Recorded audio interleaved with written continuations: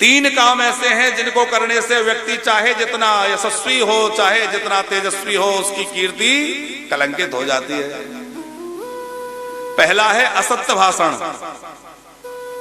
जो झूठ बोलने वाला व्यक्ति है वो चाहे जितना श्रेष्ठ बन जाए, पर उसको एक न एक दिन नीचा देखना पड़ेगा, उसको एक न एक दिन लज्जित होना पड़ेगा। तो जानकी जी ने कहा ये दोष आप में कभी नहीं आ सकता। अरे अपने सत्य की बात तो छोड़ो, अपने पिता के सत्य की रक्षा करने के लिए आप जो है राज्य त्याग करके वन में चले आए और एक बार भी नहीं पूछा कि मेरा अपराध क्या है। राजा बनाते बनाते वन में भेज दिया, पर आपने एक बार भी नहीं पूछा कि आखिर बात क्या है।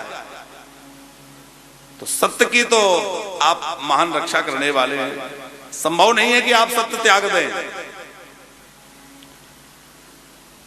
दूसरा है परदाराभिमर्शण। पर स्त्री को कुदृष्टि से देखने वाला चाहे जितना बुद्धिमान हो, विद्वान हो, यशस्वी हो, वह कलंकित होगा ही होगा। यह दोष भी आप में नहीं आ सकता, क्योंकि आप मर्यादा पुरुषोत्तम हैं, आप सत्यव्रती हैं, आप स्वप्न में भी किसी और के प्रति चिंतन नहीं कर सकते, स्वप्न में भी कोई और आपके मन में नहीं आ सकती। यहां तक कि आप मेरी परछाई को भी नहीं छू सकते, जानकी जी कह रही हैं। तो ये दूसरा दोष भी आप में नहीं आ सकता। असत्य भाषण का दोष, परदाराभिमर्शण और अकारण विरोध। तीसरा कारण, तीन कारण बतलाए ना कीर्ति कलंकित होने के, असत्य भाषण, परदाराभिमर्शण और अकारण विरोध। तो दो दोषों से तो आप बचे हैं,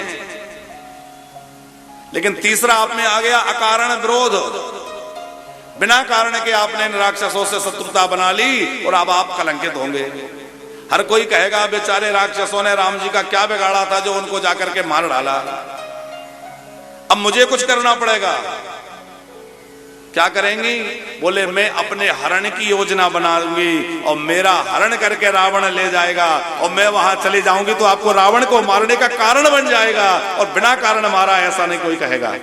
एक कारण उपस्थित हो जाएगा, राक्षसों को मारने का एक कारण तैयार हो जाएगा, और कारण से मारेंगे तो कोई आपकी कीर्ति कलंकित नहीं होगी, पर तो आपकी कीर्ति और बढ़ेगी।